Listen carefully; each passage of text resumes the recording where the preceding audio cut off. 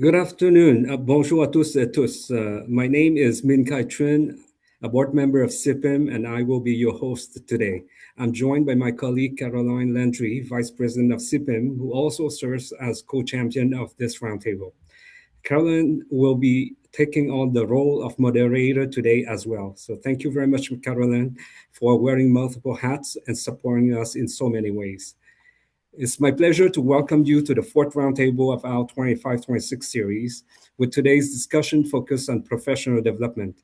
Bienvenue à notre quatrième table ronde aujourd'hui qui porte sur le développement professionnel. Before we begin, I would like to remind all participants that CIPIM roundtables are intended for procurement and material management professionals within the Government of Canada. Cette table ronde de l'IKGM s'adresse aux professionnels de l'approvisionnement et la gestion du matériel du gouvernement du Canada. As we gather virtually today, I would like to begin by acknowledging that we are meeting on the traditional and ceded territory of the Algonquin Anishinaabe people. I invite you to take a brief moment of reflection to recognize their enduring presence and to honor their contributions, past, present, and future, to this region. Alors que nous nous réunissons virtuellement aujourd'hui, je souhaite commencer par reconnaître que nous sommes rassemblés sur le territoire traditionnel non cédé du peuple algonquin Anishinaabe. Je vous invite à prendre un bref moment pour réfléchir et reconnaître leur présence durable et honorer leur contribution passée, présente et future à cette région. I would like to note that our panel is happy to respond to your questions and comment in either of Canada's official languages. You are encouraged to engage with the moderator and panelists in the language of your choice. Please also note that this session is being recorded and will be made available on the CIPIM website following the event for your reference. We are also using Wordly for live translation and captioning and would welcome your feedback. To access this feature, please click on the Wordly icon or select Wordly from the live drop-down menu in the upper corner of the Zoom windows. Then choose your preferred language. Je tiens à préciser que notre panel se fera un plaisir de répondre à vos questions et commentaires dans l'une et l'autre des langues officielles du Canada. Nous vous encourageons à interagir avec le modérateur et les panélistes dans la langue de votre choix. Veuillez également noter que cette séance sera enregistrée et sera mise à votre disposition sur le site web de l'IKGM à la suite de l'événement. Nous utilisons également Wordly pour la traduction et le sous-titrage en direct et nous apprécions recevoir vos commentaires. Pour y accéder, les participants peuvent cliquer sur l'icône Wordly ou sélectionner Wordly dans le menu déroulant live situé dans le coin supérieur de la fenêtre Zoom, puis choisir votre langue de référence. Before we begin our panel and turn our attention to professional development, I would like to share a few updates on upcoming CPEM event. These are to bring the slides up. So as mentioned earlier, this year's CPEM Roundtable are the result of collaborative effort involving the Canada Revenue Agency, Environment and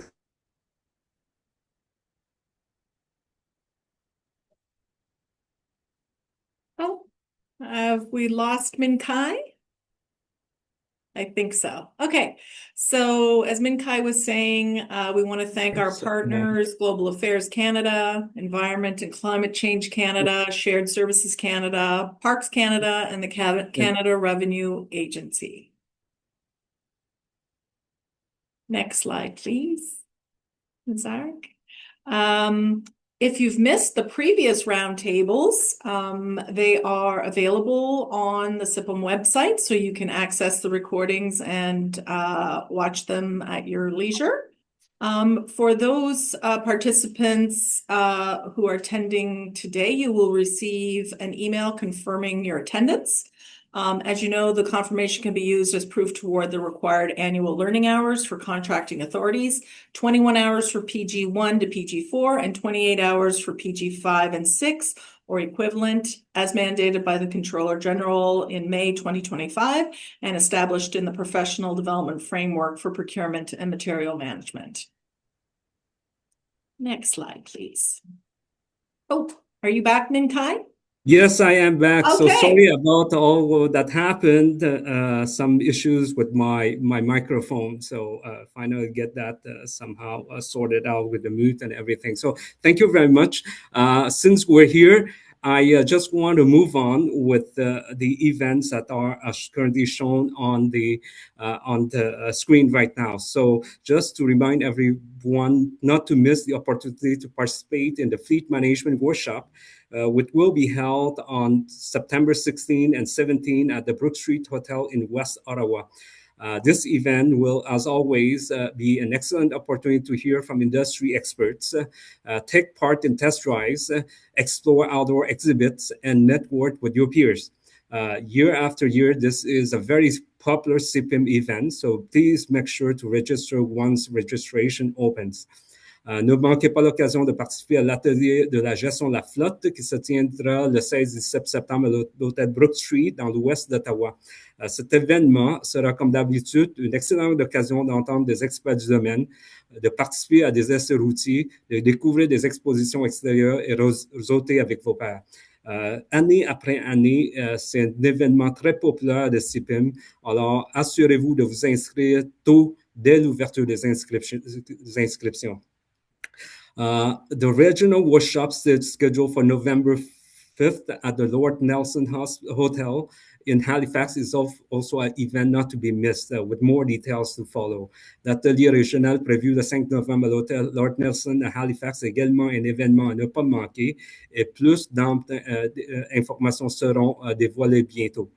Next slide, please. About volunteering with CIPIM, CIPIM relies on the dedication of its volunteers to deliver high-quality event and programs, whether on serving on the board or supporting one of our events. So volunteering with CIPIM offers valuable opportunity to make meaningful contribution to our communities while building a connection with peers and industry leaders. So if you are interested in getting involved, we encourage you to explore current opportunities and express your interest in joining our volunteer community. Notre organisation ne pourrait pas offrir des événements et des programmes de haute qualité sans l'apport précieux de nombreux bénévoles. Faire du bénévolat avec des KGM représente donc une excellente opportunité de contribuer de manière significative à nos communautés, tout en développant le réseautage auprès de vos pairs et des leaders de l'industrie. Next slide, please. So I strongly encourage you to visit the CIPIM website for the most up-to-date information and upcoming events and other opportunities offered by the Institute.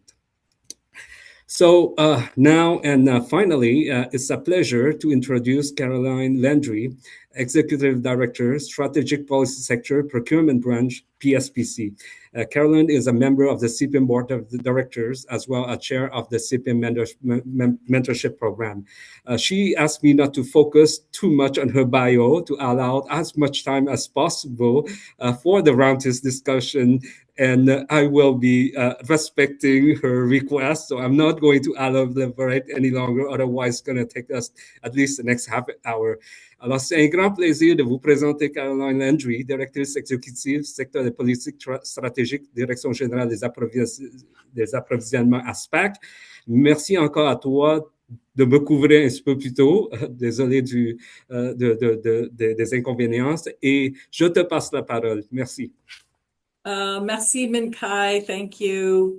Well, I think we all know what we're here for today. The topic, of course, is professional development. And if anyone thinks that career progression is all luck, or, you know, there's some secret way to progress, we know that's not true. So professional development, of course, plays a tremendous role. And of course, professional development can take various roles. So without further ado, what I'd like to do is have each of our wonderful panelists introduce themselves, and I'm kind of going to give them the first question as they're introducing themselves. So if you could introduce yourself and also tell us a little bit about your career progression and the role that professional development has helped you progress, specifically in procurement and material management, earlier in your career or as you went along. So I'm going to pick, I'm going to say, Tamara, over to you first. Thank you, Caroline.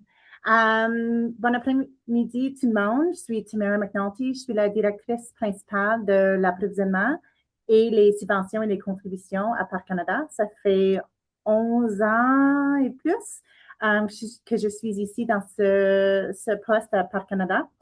J'ai passé aussi 11 ans à l'Agence de revenus du Canada et avant ça, à peu près 4 ans à SPAC. So for career progression, I started as an intern officer in the supply officer development program at PSPC. At that time, it was a 2-year program with 4 6-month assignments. And I felt at the time that I picked those assignments strategically for what I wanted to get out of the program and the background that I wanted to have as someone graduating from it. So I was hired into the large computer and telecommunications, having zero experience and knowledge in computers. And I, in fact, said to my mentor at the time, which was Roger Hood, many of you will know him. He's quite famous in procurement in the federal government. And I said, I think you made a mistake. You hired the wrong person in this role. And he said, no. We can train you on the technical side. We hired you for your business background and client service. So I then went over to the regional office at PSPC in Calgary because I wanted to get a regional perspective. And then I went to Canada Revenue Agency because I wanted to get a client perspective on procurement. And then I went to the Procurement Quality Assurance Directorate because I wanted to get an understanding of, to make my procurements better. How could I do that? How has this helped me progress? I've always looked at, and I think I mentioned this at the CIPM National Workshop. I look every day at the job opportunities in procurement, and I look at, that's an interesting job. What are they looking for? Do I have those skills? What am I missing? Where are my gaps? How could I get those skills? So I'm always doing sort of a self-assessment on where I am. If an opportunity were to come up, could I jump on this if it interested me? So that's my approach. Merci. Great. Now I'm going to turn it over to Jean-Claude. So Jean-Claude, please introduce yourself. Tell us a little bit about your career progression in procurement and material management. Bon après-midi tout le monde. Jean-Claude Hazard, je suis directeur général de la direction de l'administration à l'Agence de Revenu Canada. So I'm the Director General of the Administration Directorate at the Canada Revenue Agency. I'm a procurement geek, procurement at heart, and I started my career with Health Canada, then jumped into Fisheries and Oceans, and then I did PG3 all the way to NEX1 with Fisheries and Oceans before joining the CRA as NEX2 and then as NEX3. I have to say, being a procurement officer was never something in the cards for me. I never, in my wild imagination, would have thought I would land there. I had a stint as a casual with Health Canada as a procurement officer, and I really, really fell in love with it for many reasons. I'm somebody who gets bored very easily. Being a procurement officer allowed me to be at the forefront, learning business lines, different domains with clients. 5 years before they become kind of a thing. When I moved to Fisheries and Oceans, I really, really loved that mandate. Being with the Coast Guard, being with the fisheries management, with the science, having traveled the country, with the radar, it was just fascinating, the mandate. I also managed procurement, material management, as well as fleet management, the quality assurance, the policy related. And here I am after so many years, still have a soft spot. Obviously, as a DG, procurement is under me, but I'm not directly in the operations day to day. But I have to say that what helped me in my career, I was always looking for something that the others did not want to do. Any file that was problematic, any file that had potential, had political tension. I remember at some point in time, my boss came to me. It was a PG40. Said, "This is your CITT case," from the get-go. And sure enough, it went to the CITT, and that was quite the learning experience. And I realized that when things go well, yeah, there's some learning, but it isn't as meaningful, as impactful as when things go wrong. So that kind of in a nutshell. And what I also do, I still read CITT cases every morning with my coffee. I really read the news. I'm a geek also with technology, so I like to keep up with what's happening with the technology. Great. So that. Thank you, Jean-Claude. Last but not least, Martin, if you could tell us a little bit about yourself, your career progression so far in procurement and material management. Sure. Thank you very much, Caroline. My name is Martin Steen, and I am a CIPM board member as well as a manager in a small department. I currently work at the CRTC, and in a small department, you do everything from internal policy to reporting to operations and everything else in between type of thing. My career path did not start in the government. I worked in the private sector for a number of years along the sales and customer service side of things. Everything from selling jewelry to training adults on computer software. My IT background, in all honesty, actually started at Bell Canada, where I took calls for dial-up internet. That's quite a few number of years ago, I admit.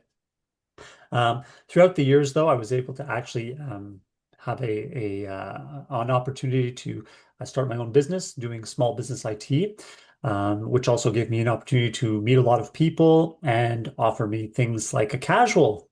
At the time, it was at Correctional Services Canada, where I helped upgrade all of the computers from Windows XP to Windows 7. So that's quite a number of years ago, I admit. But my actual procurement path in material management started at the Parole Board of Canada, where I started as a CR4. I was an accommodation officer, and we needed people to have ergonomic assessments. And the easiest way for the procurement people to not deal with those was to tell me to get an acquisition card, which I did. And I was able to buy off of the acquisition card at the time ergonomic assessments that were on the standing offer. And I just was progressed from that point forward, from a PG2 all the way up to today. Now I'm just as happy doing the work at the CRTC as I've always been in all the various forms of my career. I've always tried to do the best I can in the job I am in. Great. Thank you very much. So now you've gotten to know a little bit about our panelists. I'd like to remind everyone that we will be leaving about 20 minutes at the end for questions. So if you do have any questions, please drop them in the chat, and I'll be happy to ask our panelists your questions. Now, my next question I'm going to give to Jean-Claude. So Jean-Claude, in today's environment, what skills or competencies have become non-negotiable, for advancement, in your opinion? Thank you so much, Caroline. I think this is a very important question. In my mind, what's become non-negotiable is a blend of both business understanding, judgment, and adaptability. So it's very important, in my mind, to have the business acumen. We need, as contract officers, to understand how the organization creates value and what drives the cost and performance, and how procurement decisions really support and link to the broader priorities of our organization. Second, financial risk and literacy. And it cannot be more important in a fiscal constrained environment. It's not about being a finance guru or expert or having a degree in finance. It's about being able to interpret the financial implications, understand the risk trade-offs, and make decisions that are defensible and aligned with organizational risk tolerance. Third, in my mind, there's a strategic judgment. It's important to know when to apply the rules strictly, when to exercise discretion, and how to navigate ambiguity without losing sight of fairness and accountability. I remember during my PG4 interview, they asked me that question. I said, when you're in policy, you have to apply the letter. But you're in operations, you have to read in between the lines. The fourth, for me, is relationship and influence skills. Procurement today is highly collaborative. Absolutely, it's important, the collaboration between the procurement officer, the business owner, the technical and functional authorities. And advancement depends on our ability to build that trust, manage competing interests, and guide skills, towards workable solution. So in my mind, the real shift is that advancement is no longer about knowing procurement. It's not enough about I know the rules, I know how to apply them. It's about applying the procurement in context in a way that drives outcomes for the organization for whom we work for. Okay, great. My next question is going to be for Tamara. How do you prioritize professional development when operational pressures and workload continues to increase? We see it every day. There's just more and more stuff piled on. So how do you prioritize professional development? A very good question. There's no straight answer. It needs to be carved out, because if you don't make the time, you're going to have to make the time at some point. It's the same thing with your health. If you don't make the time to take care of yourself at some point, you come to the point where you have to let go of everything else in order to take care of your health. So when it comes to the professional development, if you're always sacrificing for the work that you've got, the operational work, it's never going to go away. We know as procurement officers, at the end of your day, you're never done. There's always something else. There's always something that's not finished, and you could work 24/7 every day of the year and still have that much work. But you have to build it in to every day that you do. Find small ways to learn something new every day, but also take a moment to step back. And I've mentioned it before. Where are your gaps? Being self-aware, being open to learning, asking people, like, this is where I see that I have something that I need to learn. Do you see other areas? Or this is how I would see that I could get that experience, whether it's through an assignment or a stretch assignment, formal training, whatnot. Is there some kind of a project I can work on? Being open to those discussions instead of assuming that you know everything already, because as JC talked about, it's not just about knowing procurement and being able to recite the rules and interpret and apply those black and white. The work that we do is in the gray. And that's where I find that we need the most work, is to develop those skills and how to navigate within the gray. And developing those skills, you can do it formally, informally, but you have to carve out that time, or else you're going to find a situation where you want an opportunity and you're not going to be ready because you haven't spent the time to develop those skills. Great. Thanks, Tamara. And yeah, I think to your point, it's all about investing in you. And if you're not the one pushing that investment, then who's going to? I'm going to kind of ask the same question to Martin, but with also a little added extra. So obviously, how are you prioritizing professional development in this environment? And we all know that budgets are tight for training, formal training. What are some effective alternatives to formal training that you've been able to, come up with in your career?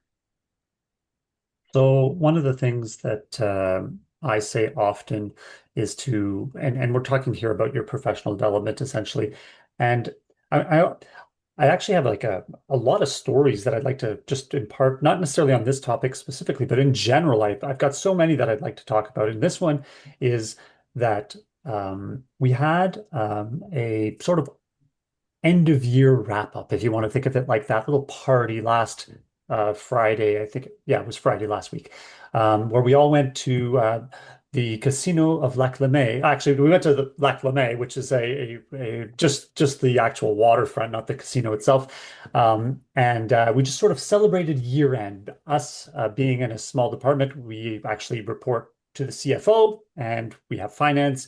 We also have accommodations, or facilities as they're also known. And we all went to have a little bit of a party just to celebrate that, we've closed the books for 25, 26, if you think of it like that. And one of the people who report to me is in BC. Well, I can't exactly fly that person out to us.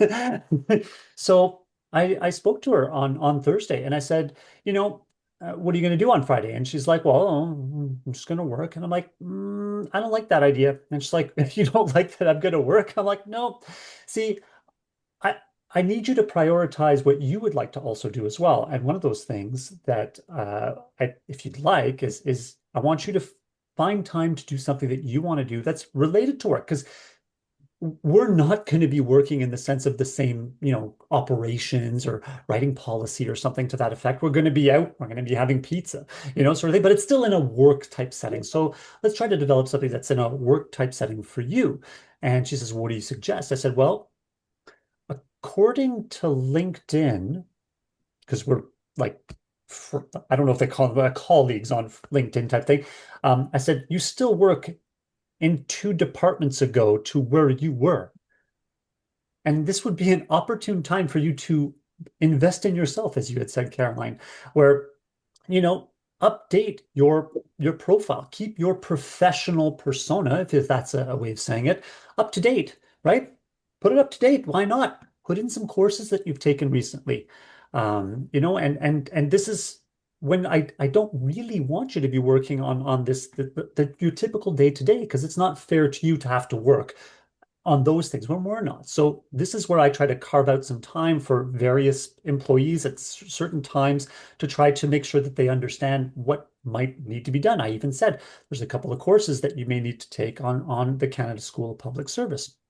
You do something like that, right? Pick one. Pick one that you've needed to do or one that you would have liked to do over the last little while and spend some time doing that. Spend some time on you developing your professional self. And then to your point as well, Caroline, you had asked me the question about, what do you do in situations where you can't really, government constraints, you can't really, buy, yourself some professional development, if you think of it like that. And one of the things I talk about is, again, Canada School of Public Service is a great way to foster that professional development.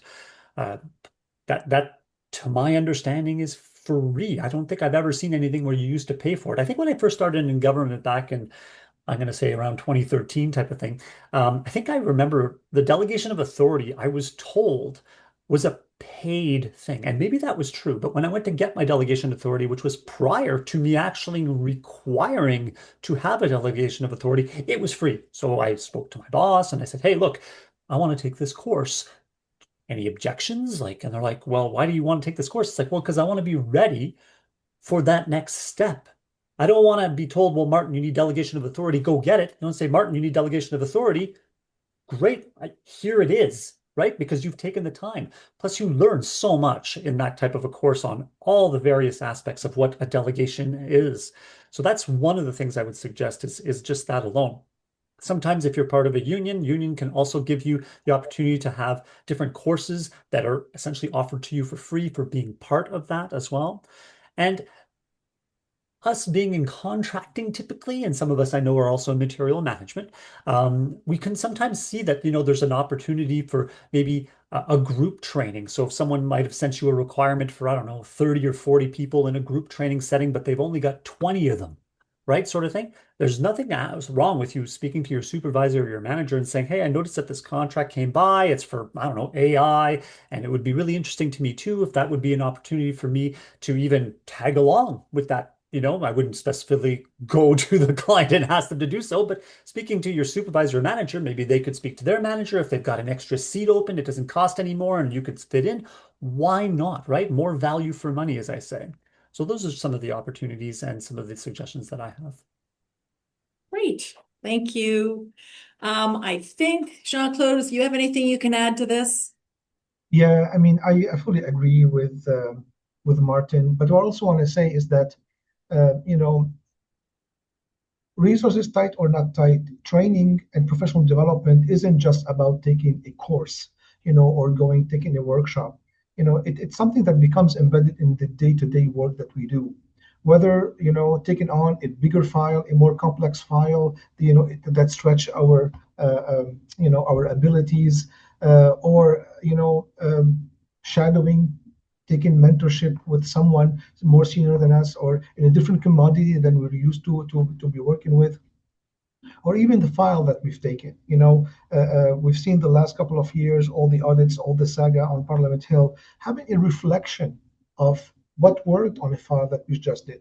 How did that go? Where did we go rogue? Where things could have been done better? So, and lastly, I would say get engaged in cross-departmental communities and working groups and panels, or even, I remember when I was PG3, I was always raising my hand to be part of whatever PSPC asked for departments. I was part of the translation group. I was part of the TSPS, like you just named it, the THS. I was on the advisory group as well. So getting involved in those. Learning it's not just about taking a course, because the course is an introduction.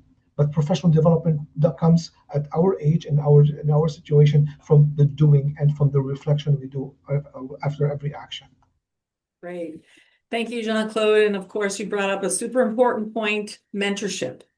Mentorship can be informal or formal, and it's an excellent way to invest in you and with your professional development. I, of course, am very biased, as are my fellow mentors that are on this panel. But it really is an excellent way. My next question, I'm going to aim at Tamara.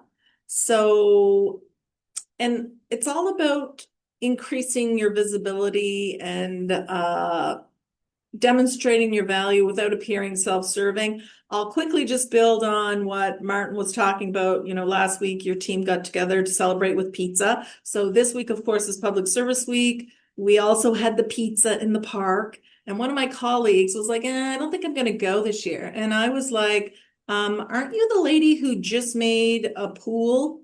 And she's like, yeah. I'm like, wouldn't this be a great idea to go and be seen with the rest of I was like, all the leadership of this branch will go. Like, they will be there. And she's like, oh, I never thought of it that way. Anyway, so Tamara, for you, what are some things that you've been able to do or things that you'd recommend to increase your visibility? Because we're all in our little silos, in our nice little cozy corners. How do you do it of course, without appearing self-serving, keeping that... Right. Well, Jean-Claude touched on some of it, and you've already touched on some of the ideas that I came up with. So volunteering with CIPM. I mean, there's regional workshops, there's the national workshop, there's mentoring. I was not paid to plug that. But Jean-Claude also talked about multi-departmental working groups. When PSPC reaches out and says, like, hey, we're redoing this procurement tool, do you have anybody who wants to volunteer? Or we've got, an accessibility project within your own organization, or something with Indigenous, or something outside of your area of responsibility. It may mean your current area of responsibility. You're going to learn, you're going to connect with different people, either as part of the research for that project or that committee or working group. You're going to connect potentially with industry. You're going to do some research on what different jurisdictions do. So that helps you learn, but it also shows your ability to go outside of what your day-to-day work is, and that you're keen and that you're adaptable. There's, the informal Facebook group that we have for Government of Canada Procurement and Material Management. You can learn a lot and connect with people there. There's, I think it's called GC Collaboration. Don't judge me. I'm not as active in that area, GC Collab. There's opportunities even like within your own organization to potentially get assignments, stretch learning assignments, like working on the United Way campaign. When I have someone who's a little bit more shy and maybe entry mid-level, and they're asking me how they can get to know more about Parks Canada, I'm like, it's a really good way. You're going to talk to a bunch of different people when you're planning these events and you're helping support the campaign. Maybe put your hand up for that vice president, it's ADM equivalent here, that vice president who's looking for someone to come on that assignment, because then they're going to get to see the transferable skills that you would bring to a role potentially in their organization. There's going to be a lot of retirement parties. Attend those, talk to people, see what opportunities might be coming up. Those are some ideas that I have on that. You've also talked about making sure that you go to the social events. the National Public Service Week. That's opportunities to collaborate, whether it's with just your branch, your directorate, or more broadly across the organization. And I think one other item that Martin talked about was making sure that your LinkedIn profile is updated. That's one way that people find you, because they'll do searches, right? I get contact all the time, and people asking for ideas or opportunities. So there we go. Okay, I think I look frozen, but can you guys still hear me? We hear you. Clear. Okay. Although my frozen face does not look very happy, I am smiling, by the way. You looked unhappy with my answers, Caroline. Well, with my serious face that seems to be frozen, I'm probably going to go. I know everybody could add to this, but I am cognizant of time, and there are some really good, I want to call them bangers, that I want to ask. The next one is a little more serious, and I'm going to turn to Jean-Claude for it. And it's how important is understanding finance, risk, and organizational priorities to career advancement today? And I know these are some heavier ones, but what are your thoughts on this? Thanks so much for this question. I have to say, this comes up in my organization almost every week when I walk in the floor having conversation with the officers. And the feedback I get is kind of, well, how am I supposed to know this? I am not a finance person. Let finance do finance, and I'll do procurement. We are at a point in a day and age where understanding finance, understanding risk management, understanding other area, whether it's security, privacy, quantum computing that is coming, it's not just anymore unimportant, it's foundational for advancement in procurement. Like, we have to understand the world of procurement is shifting, or has shifted, and we are evolving on a day-to-day basis. So you don't have to be a finance expert, but you need to understand the principle. You need to understand, be able to have a conversation with your client about costing, value added, outcome based. So it's really have to be able to engage in those kind of conversation on the risk as well. So it's not just, like I said, it's not just risk finance, but on the risk, you have to be able to understand what are the risk drivers, what are procurement risks, what are business risks, what industry risks, what the geopolitical risk, what your supply chain risks. You have those, because having this kind of conversation and awareness will influence your procurement strategy. The way you're going to design your RFP, and understanding organizational priorities as well. Like I said before, we're not here in an island. What we do has an impact and drives directly into the mandate of the organization with whom we serve, and ultimately Canadians. So I'll give you an example without necessarily getting too much into the details, but I did once support a client who was really pushing for a faster, non-standard procurement, for their urgent operational need. So clearly, when somebody comes to you with something urgent, it's an urgent, or because they didn't properly plan for it. On the surface, it really felt like it was a timing issue. But really, when I start digging deeper into understanding the financial, what they're trying to do, what's the constraint, what is the broader consideration for the organization, how does this tie to not only today, but to the enterprise model, if you want. I was able really to reshift and rebase the conversation in a very different perspective. So I was able to provide, alternative solutions to the strategy that they wanted to impose, while remaining within the delegated authorities and not increasing the procurement or the business risk. So without that lens, our conversation will remain at the push paper transactional level. And we know procurement has really the transactional times are something in the past. We really have to stay focused on the solution and balance the urgency with the compliance. So knowing about them doesn't mean that we need to become experts, but we need to know enough to be able to engage in a fulsome conversation, but yet to challenge the clients when the clients are trying to sell us baloney. Okay. Can you guys still hear me? Still can. Okay. I'm probably going to ask the next question, then I'm going to hop off and see if I can come back in and unfreeze myself. So the next question is going to go to Tamara. So Tamara, you've had a pretty interesting career with lots of little bumps along the way. Looking back, what was one career decision that you made in a challenging time that ultimately benefited you?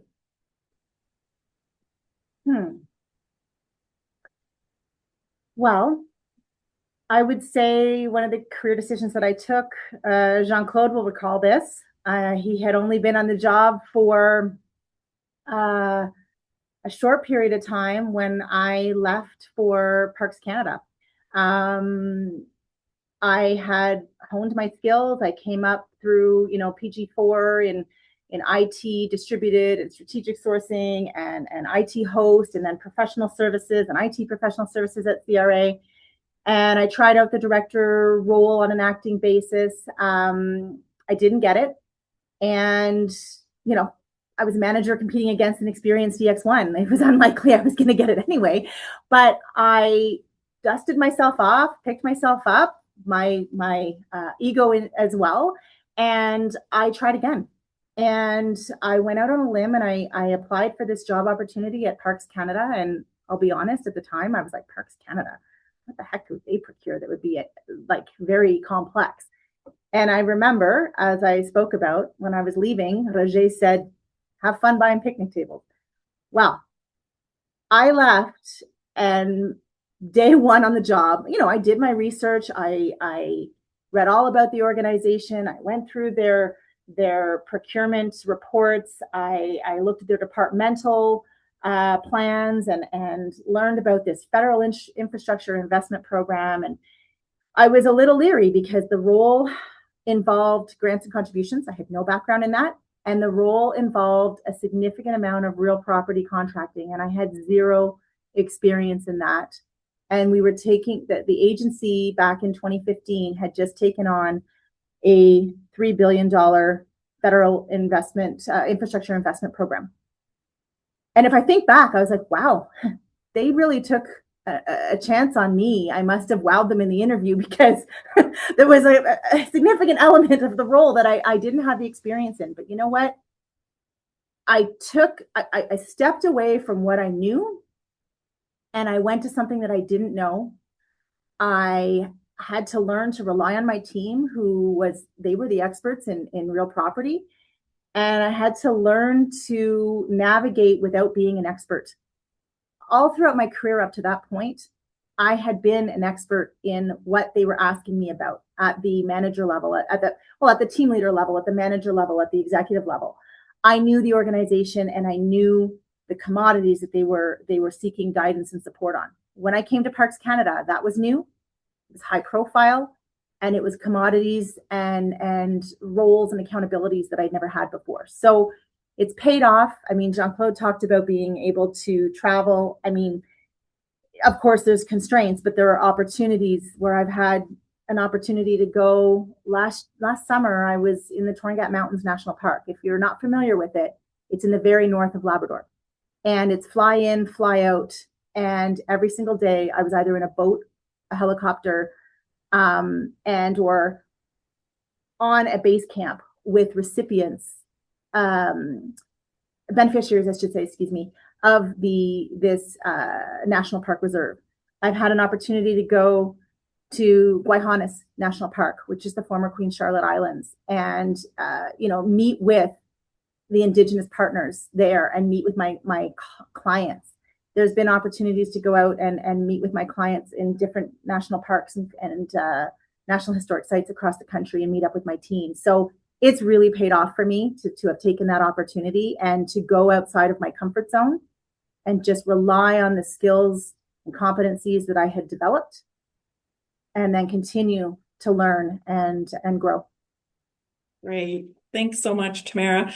This is a question I want to ask all of the panelists, and I'll probably start with Martin, but Jean-Claude and Tamara, be on deck. What lesson did you learn the hard way? And we've all had those where oopsies, and things that have happened. What lessons did you learn the hard way about navigating your career growth? Because again, there is no perfect descent to where you've landed today. So, anything you want to share, starting with Martin? I don't want to tell everybody all the problems I've had, right? In all honesty, I'd alluded to it earlier that I was able to acquire an acquisition card as a CR4. Prior to joining the parole board, I was at the corrections and I had done those upgrades to Windows XP to Windows 7. And it just so happened, and the reason that I sort of got a little bit of an in at the parole board is the parole board was supported from an IT perspective from correctional services. And I happened to be one of those, at the time, CSs, now called ITs, who did all the upgrades over at Parole Board of Canada. True story here I'm about to tell you. So, CSC Corrections has protected USBs. And it was new at the time on how to use them. And they're like, hey, Martin, you owe us a favor. I want you to do some training on how to use protected USBs over at the Parole Board of Canada. I'm like, sure, why not? I got nothing better to do, right? So I talked to my boss. I said, hey, I'm going to train this. Is that okay? And they're like, can you? I'm like, sure, why not? I know how to stick a USB in a system, put in a couple of passwords, and let's go for it. So my previous experience in the private sector is you don't just have people show up to a boardroom and you just kind of show them what to do. You gotta introduce them to yourself. So I did what I used to do in the private sector. And that was I went to Bulk Barn on Wednesdays and then I told them, either you pick me as someone who is a student or a senior, so I get that 10% discount, making the person laugh at the cash. Usually it worked. And I would buy about $25 worth of jelly beans. And then I would put them in a styrofoam cup. And that's what I did at the Parole Board of Canada. And I put them all around the tables. And then as the people arrived, well, they saw these jelly beans, right? And I'm like, have at it, man. Enjoy. Let me show you how to use your USB while you're eating those jelly beans. I used to be really mean. I used to make people use chopsticks so that they wouldn't just, quickly eat them kind of thing. But I wasn't that mean at the parole board, I admit. So I showed them how to do it and everything, and they were like, oh, this is fantastic. Thank you so much. I was also sort of a bit of an ambassador because they had come in from multiple regions, these people and stuff like that. So I gave them a whole tour of the 3 floors, telling them the different sections because I worked in accommodation. So I knew everybody. I knew what everybody kind of did. I always kind of understood I didn't know how to do the work, but I understood what the work was that they were doing kind of thing. A couple weeks later, all of a sudden, Martin, you need to go see your director. I'm like, sure, I'm pretty friendly. Sounds good to me. Sits me down. And I'm like, okay, what's wrong? Because serious face is on here. We're like, we've done a bit of a preliminary analysis and we wanted to have the opportunity for you to sort of explain why you have used the government acquisition card to purchase candy for public servants. And I'm like, what are you talking about? We're like, well, you did offer jelly beans to a whole bunch of people, right? And I'm like, yeah. And they're like, who gave you Section 32 to buy those candies? I'm like, nobody. They're like, well, then why did you buy them? And I'm like, I bought them myself. And they're like, what do you mean? I'm like, I went to Bulk Barn and got my 10% discount and I bought them and I put them out on the table for them to eat. I didn't use any public funds for this. So the lesson I learned is perception, right? So from there on out, I knew to make sure that, I guess it's just unknown that someone would spend their own money trying to do something like this. And maybe that's, again, just some private sector world that I used to live in, perception is sometimes a bit of a reality. Someone in that room thought to themselves, how the heck did that happen? How did someone get jelly beans being purchased, right? And that's the perception that they had. So that was one of the hard ways that I learned about what perception can do to somebody. Perfect. I love that story. Jean-Claude, Yeah. any lessons you've learned the hard way? Well, I go in a very different direction than my colleagues. So a couple of things, because what stopped me is really the lessons and career growth. So what I'm going to say to everybody is that first and foremost, the hard lesson was the realization that my career belongs to me. Furthering my career was my responsibility and not my boss's responsibility. And I have to say that was kind of a wake-up call, because I always thought that, well, if they like me, they're gonna send me on this and this and that. No, not necessarily. And you may come across a boss that you're not necessarily in sync with. So your career growth belongs to you. That's one thing. And you need to find the time to invest. And as my colleagues mentioned before, it has to be part of your day-to-day job. Like, you have to set the time. The same way you set the time for your breaks or whatnot, you have to set the time for that piece. The other thing is that growth that I got stuck on. And no one says that growth is linear. You make it 2 steps forward, then something happens, you make a mistake, and you'll learn from a mistake. As adults, and that to me was something that I realized also later on, is kind of life is a tough school. You prepay for the lesson.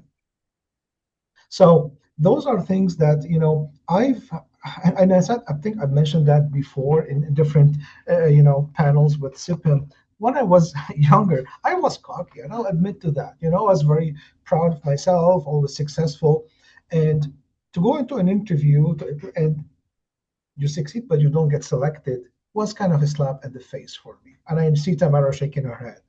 So I'm not shaking my head. I'm laughing. So to me, those are lessons learned. But the biggest lesson in all of this is that you grow when you are uncomfortable. You grow when you take on something, like Tamara said, when she went to Paris, Canada. You're not, when you stretch yourself. This is where the true growth, the true professional and individual and personal growth happens. So, take a chance at yourself. Do something that you haven't done. And remember, your career, you own it. You have to invest in it, including, second language. Meet your boss halfway through. And that's basically my lesson in my career. Great. So, Tamara, I'm going to ask you the same one. Tell us about something you learned the hard way. Well, I already, shared at a very embarrassing experience for myself, a very humbling experience, I would say, when I took on a stretch assignment outside of procurement. Most of us in procurement are procurement professionals, probably from the beginning, and you've worked your way up. It can be very difficult the higher you go in procurement to navigate, depending on the organization that you're in, to try different roles out. Either you're too vital in what you do, or they pigeonhole you into procurement and you couldn't possibly do something operational. I've run into that right in my career, and I have to make some decisions, like, do I stay in procurement, and where would that next step be for me? Because in my organization, there is no further opportunity to go. Or do I continue to grow and find ways to continue to grow in my current role? I talked about that lesson that I experienced when I moved into a role that had an element of organizational design and setting up a real property organization within Parks Canada. I had some doubters that I was the best choice for that role, and I really let that affect my confidence. So I've already talked about that, and if anyone wants to hear about that experience, you can watch the SIPIM recording from the national workshop. Another lesson, I've got lots of lessons learned, trust me, and some of them have been very public. There was one where basically the lesson I learned was timing is everything. You can have a really well thought out strategy. It can be HR, it can be procurement, it can be your own career development, but the timing is everything. I had one that was a very public misstep, and I, in fact, got a phone call from Emilio, like, so tell me about why you decided to do that. But when I first started down that path, it was a great idea, and I still stand behind that. My timing could absolutely not have been worse when I decided to implement that. And JC's laughing because he knows exactly what I'm talking about. All you got to do is Google my name and Parks Canada, and you'll know why. It was horrible and very upsetting for me. It affected me for a while. But again, as I've talked about, you got to pick yourself up, dust yourself off, learn from that, and go, okay, what did I learn, and how am I going to make sure I don't make that mistake again? What led to that? So that I'm not going to fall into that trap again. The other lesson learned, I would say, and this is more related to career development, don't sell yourself short. Saying that you don't have enough experience, or you just need to wait a little bit longer and become an expert in that. Somebody else is going to fill that gap if you don't put your hand up or your foot in the door. Somebody else who you're going to go, wait a minute, they have less experience than I do, or I'd be as good or better at that. How did they get this opportunity? Well, you know why they got that opportunity? Because they took the chance. You maybe weren't comfortable putting yourself forward. You said, oh, not now. I'm too busy, or I haven't set that time aside to develop my French or develop, skills in other commodities that would then give me an opportunity no matter what next step comes up. Oh yeah, I've got experience already. A manager can see that, hey, I can kind of try before I buy, because I can ask how well they did on that role. If very few people are going to come into your role and have the exact experience you're looking for, say in a PG4 or PG5, whatever, even a 2. But if I can see the connections between what they've already got in their career path, and I can see that they were successful in this and successful in that, I can make a decision on how successful they're likely going to be in fitting into the opportunities that I have. So make sure you don't shortchange yourself. Give yourself the opportunity to be considered by putting your foot forward when those opportunities present themselves. Don't say, oh, now is not a good time. But there's another lesson I've learned. I got lots, trust me. Thanks. All right, I want to make sure that we have enough time for questions. So I'm going to do a bit of a rapid fire with our panelists, and I'm going to start with Jean-Claude.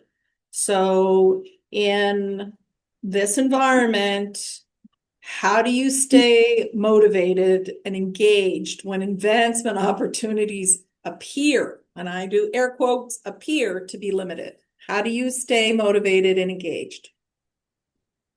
So here's something. I mean, we can't control the environment around us, but what we can control is how to react to it and how do we position ourselves. So how do we remain motivated?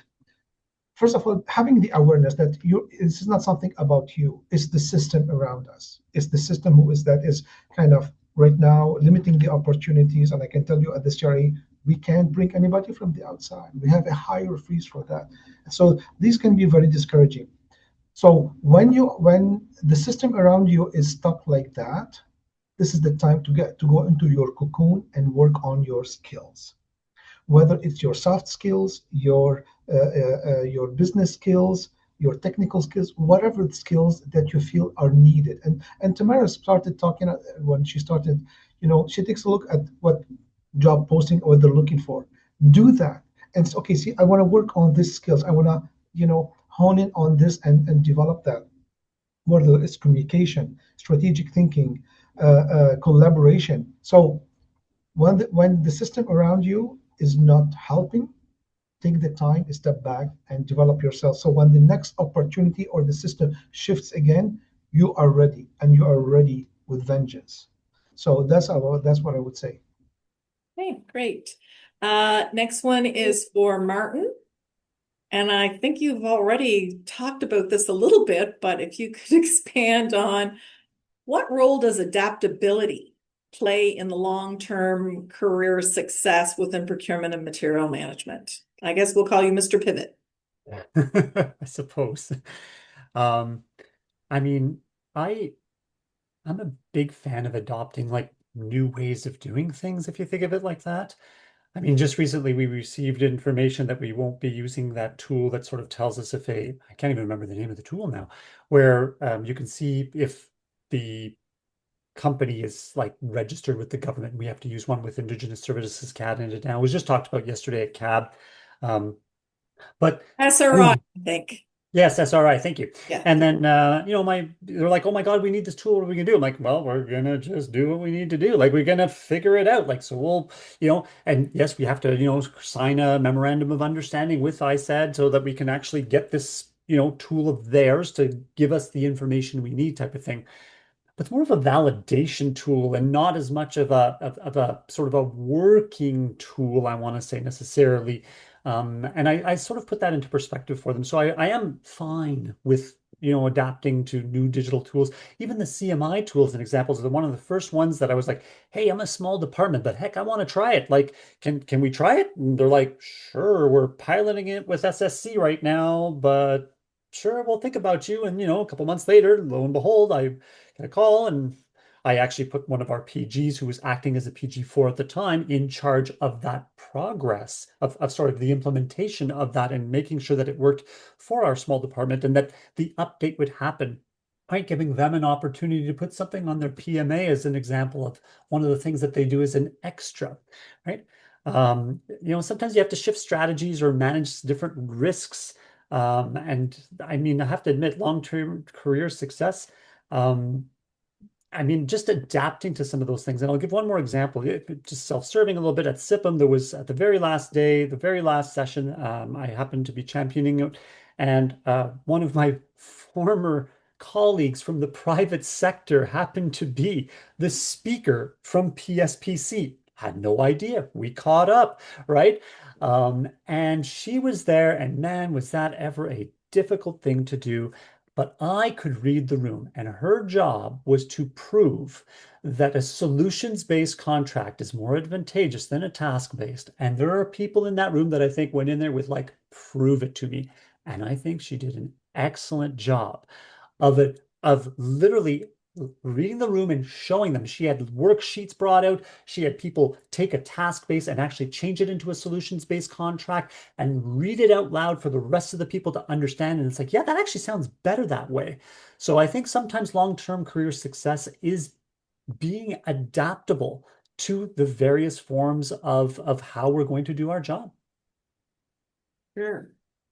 I think Jean-Claude, you have something you want to add? I will say first, though, in the words of Mark Twain, no one likes change except for a wet baby. And I commend you, Martin, for being able to pivot and, not panic at change, because the rest of us, they change an app on my phone, I get upset.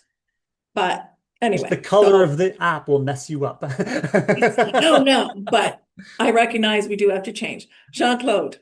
And I want to pick up on this because this is a very important, and I cannot stress to all of us around this virtual table how important is adaptability today. If you take a look at what's happening around us, everything is shifting. The ground around, underneath us is shifting. Our geopolitical situation, our vendors, our supply chain, the tools PSPC put, the tools that we've been always used to, the TBIS, the TSPS, are changing on us. And the sentence that I despise the most is when somebody tells me, well, we've always done it this way. It is absolutely critical, and we hear that from procurement professionals all the time. So today, in this day and age when, the advancement of technologies, our alliances are changing, the world around us is changing, the source of our what we buy is changing because of the forced labor legislations, because of various things. It's important to keep up with the Joneses. It's important to adapt and be open to try something different, because if you're not, you're going to be outdated right away, and you're going to limit your career growth if you're resisting to those things. It doesn't mean and it's very uncomfortable what I'm saying, but this is where the growth happens. This is where, professionally you'll grow if you are willing to take on something that maybe you're not comfortable, you're not familiar with, but it's important to do. And leaders of today, hiring managers of today, this is an important competency they look for. Great. Thank you. I'm going to give the last word on this topic to Tamara, and then I'm going to open it up for questions. So Tamara, Okay. how you give us your view on this one. Well, I couldn't agree more with what Martin and Jean-Claude have said, and how important this is, especially for leaders at any classification level in procurement and material management. And it is something that I look for in my team, because if they're not adaptable, then there is no way that I can respond to what my VP, my chief financial officer, and what their colleagues are expecting of my boss. So if my team's not adaptable, it makes my job extremely difficult. If they're not adaptable, our clients are going to be very, very unhappy, because our clients, as JC said, their world is shifting. The priorities are shifting. What they plan for, all of a sudden next week, I just had a meeting this morning with one of my colleagues, and it was like, okay, as a result of the comprehensive expenditure review, this team at Parks Canada is no longer going to exist. And by September, we need you to put in place procurement tools to fill that gap, because we're no longer going to have those internal resources delivering that work. And it's not just one procurement. This is across the country.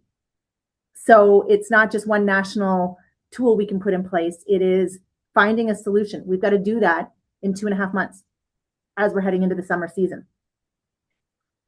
Knowing where to prioritize and to adapt, like, okay, we don't have control over this. Take a breath, kind of look above what's going on, because you can't see the forest for the trees. You will find a path through it, but that adaptability is extremely important for us to be able to support and be strategic enablers for our organizations to meet their mandate. Thanks. Great. All right, so we're going to open it up to questions, and I have one here. And if you have anything you'd like to ask our panelists, please drop it in the chat, and I'd be happy to ask them. So I'm going to ask this of all three of you. You can volunteer to respond. So we have a question that says, "Thank you for sharing your insights today. I'm curious, what's one professional development habit that emerged from a lesson learned rather than a win, and how has it shaped the way you approach your career growth?" Oh, that's a really good question. Who wants to go first? I can go first. All right, thank you. As I alluded to, and I've mentioned, I said it at the national workshop, every morning I look at what the job opportunities are. And just like Jean-Claude, every day I read the CITT,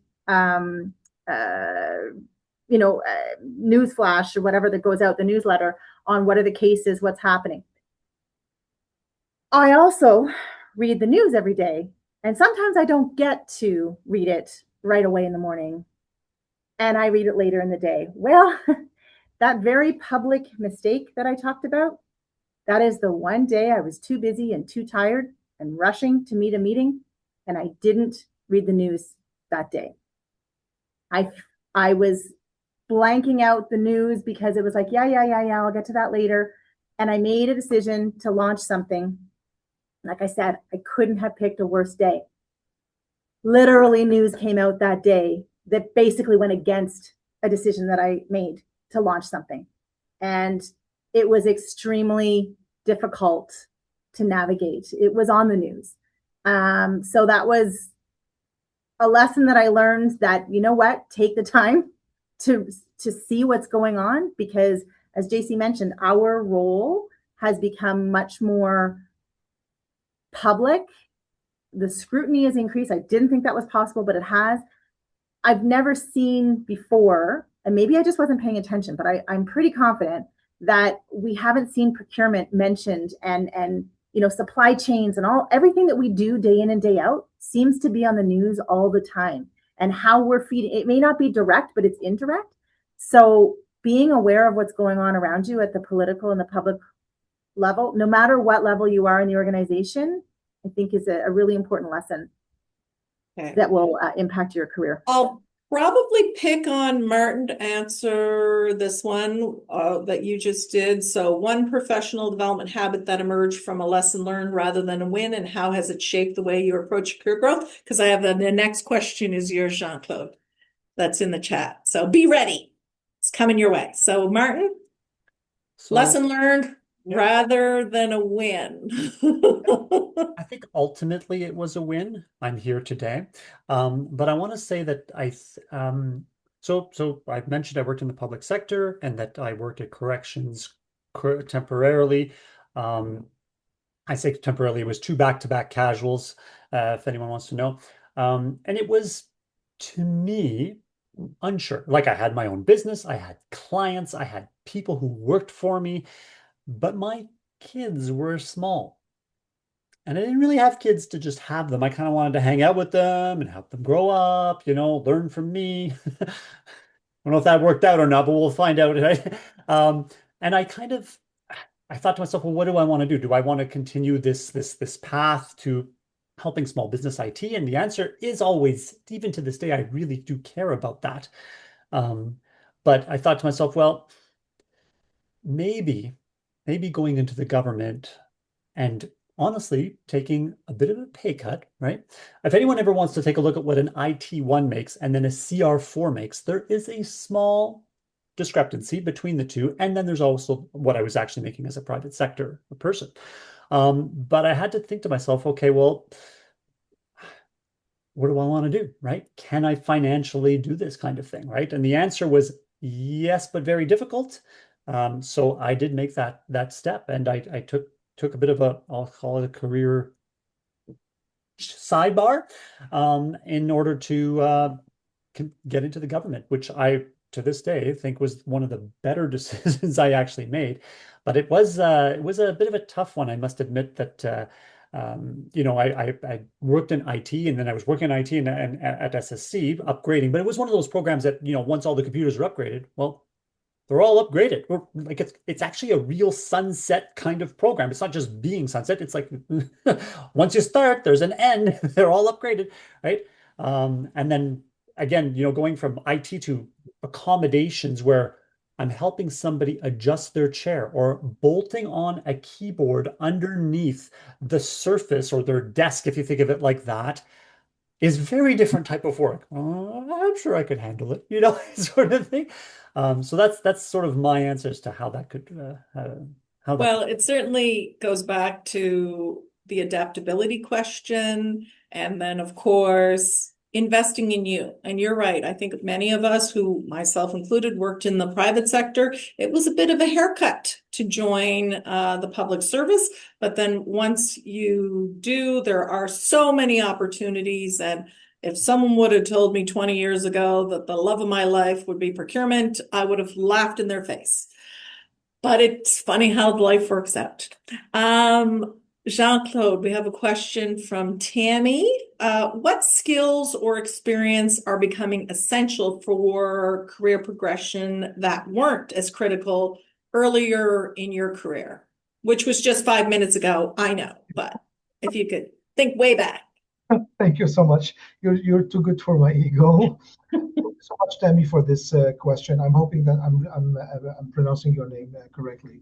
This is such an important question today. So obviously, when I joined the public service, it was very important to know the rules. The procurement policy of TBS was very prescriptive, was very prescriptive, as opposed to be focused on outcomes as it is today. The competitions, you had to say specific type of words in order for you to pass. But we've come a long way. The skills are the today day and age skills. If you take a look at our kids, data literacy is very important. You'd be able to use analytical tools to support decision making with BI type of tools, the Power BI, these kind of things. Like, it's no longer enough to know about procurement and know the rules. Procurement now is driven by facts. by data. Even if you want to, why do you need to put a contractual arrangements as opposed to just to, multi-year versus just a simple contract? Well, because we have recurrent need. It has to be supported by that. Artificial intelligence, robotics. Today, our clients we serve are not looking for a paper pusher. They're looking for a strategic advisor that understands their business, understand the reality and what they're trying to achieve, and be able to guide them through that. So I keep saying we're above the transaction. So it's important to educate ourselves on understanding data, understanding digital tools, understanding how we can expand our skills to the new and emerging technologies, because that's really what the clients want us to. That's how we become a value added. The other thing is understanding the market. Like you can't just work at your desk without having a pulse on how the market works, where your supply chain is coming. Cyber threats are today a reality. Like there's no day that goes by that I don't get a call to say, okay, well, we have a cyber breach with this vendor. What's the impact on us? So it's important to be aware of all of those dimensions. So, and right now, today, our curriculum that we give to our PGs don't necessarily cover all of those. It's really important on us as individuals to go and get that kind of knowledge. So to me, those are very, very important skills, technical skills that we have to acquire to get us really well positioned to today as well as the future and respond to the increasing demands from our ministers. Great, thank you. The next question I'm going to ask Tamara. Well, it's kind of a statement, but I think we can turn it into a question. Derek writes, the new CBC language requirement is hampering a number of public service career progression. So Tamara, this obviously, for some folks, this is another obstacle, challenge. What are your thoughts? Thank you for that question. We saw this and we were advised of this a year or two ago, probably by our HR. And so I looked at my team and I was like, okay, where are we at? Who's got what language competencies? Who's it going to impact first? It's going to impact current managers, current supervisors, and those that are ready to step into a supervisory role. So we looked at how can we get that, where are they at? What is their language profile right now? What would they need to get there? What is their capacity in terms of workload? Could they participate? Would they be successful in part-time group language training? What is their capacity to do some language learning on their own time? I know a lot of organizations will say, before I'll invest in work time, you need to demonstrate to me that you have put in some time on your own, because it's not all about the employer providing you with those formal learning opportunities. JC talked about it. You are the driver of your career. You know what is coming. As I told you, I look at the job opportunities that are posted. How many times do you see English Essential opportunities posted or French Essential opportunities posted? Usually they're bilingual. Sometimes you'll have the English or French Essential mixed in, but it became obvious to me that bilingualism was important and my mobility would depend on it.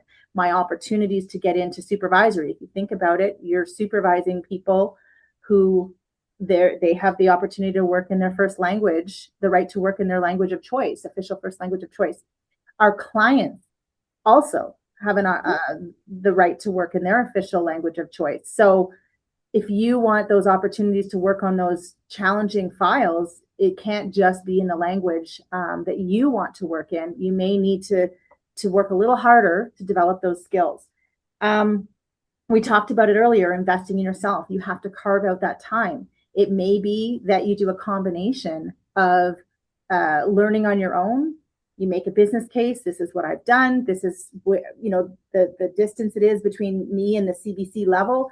This is what I can do on my own. This is what I need support. This is how much it's going to cost. But you have to do a market scan and be aware of what are those opportunities or threats to your career, and how are you going to prepare yourself to be able to fill those roles. So that's my view on it, but maybe some colleagues have other views on it. Great. I think Jean-Claude raised his hand. Over to you, Jean-Claude. Yeah, so Derek, this is an important dimension you bring to the conversation, and I'll tell you when I was director of procurement, what I continue to tell actually my direct reports is that, again, if you don't have any exposure to French, like you weren't in a French immersion, none of your both parents is French, or French whatsoever, I'm prepared to help you. But you have to do the half, meet me halfway. So go take some courses, whether in college or university, because those are true courses that teach you the language, not necessarily just to pass the language test in the government. And if you pass, then I'll invest in you and send you on French language training or English language, depending on your second language in that sense. But again, you have to take ownership. And let's not forget, we are the public service of Canada. We serve Canadians, and as managers, we have an legal obligation to provide to manage our employees in the language of their choice. So I think this is rich, this is important, and rather it's not a barrier. I think it's an opportunity. So it's an opportunity for you to grow for all of us in that sense. And the more languages the more opportunities will be open to you. So I think take a look at it not from a barrier angle, but rather than an opportunity, and meet your boss halfway through, and you'll see how you'll be supported to reach to the finish line. Great, thank you. Looks like I'm frozen in a really happy face again. Sorry about that. To close off before we hand things back over to Minh Khai, I just have like one more question, and it's dealer's choice. You can pick who would like to answer this, but we literally have like 3 minutes. We talked a lot about what's happening, what are the challenges, all the hard lessons, all those fun things. My question is, what gives you optimism about the future of the profession and the next generation of procurement leaders? As some of you have noticed, there's a few procurement leaders, myself included, that are not exactly a spring chicken. So we will be exiting soon. Not exactly soon, but anybody want to weigh in on what's giving you optimism about the future of the profession and that next generation of procurement leaders? Oh, go ahead, Jean-Claude. Yeah. So again, this is a fantastic question. So, I hire lots. I have people fresh out of school and university, and I'll have to say they give me lots of optimism because they come with an inquisitive mind. They're interested. They question, well, why are you doing this? Why can't we do it differently?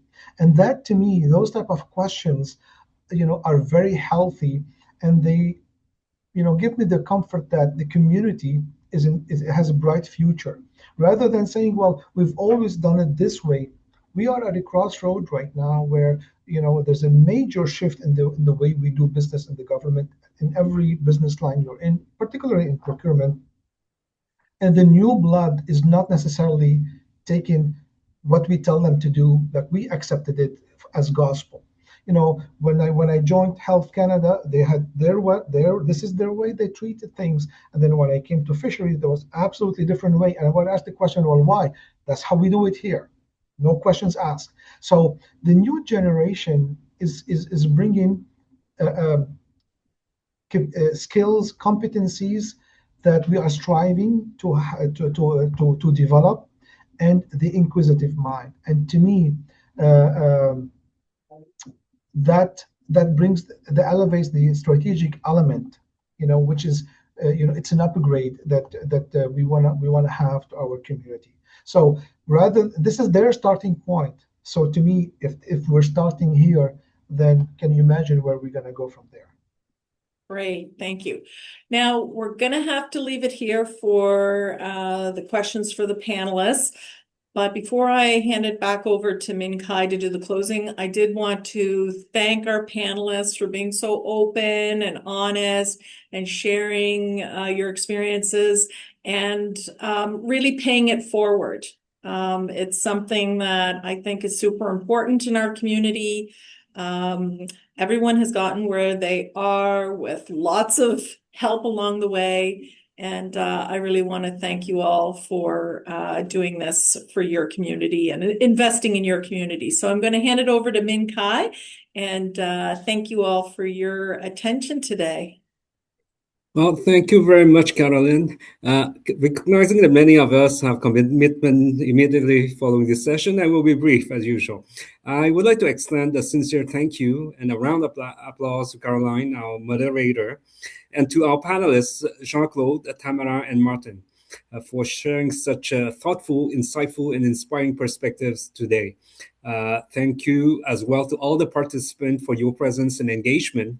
Many important and valuable insights were shared throughout the discussion.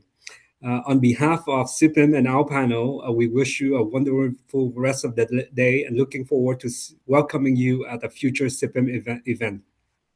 Un grand merci à Caroline ainsi qu'à nos panélistes, Jean-Claude, Tamara et Martin. Au nom de l'ICAGM, nous vous souhaitons une excellente fin de journée et espérons vous retrouver lors de notre prochain événement. Bon été. Thank you, everybody. Bye. Have a good afternoon. Merci à tout le monde. Happy National Public Service Week. Likewise.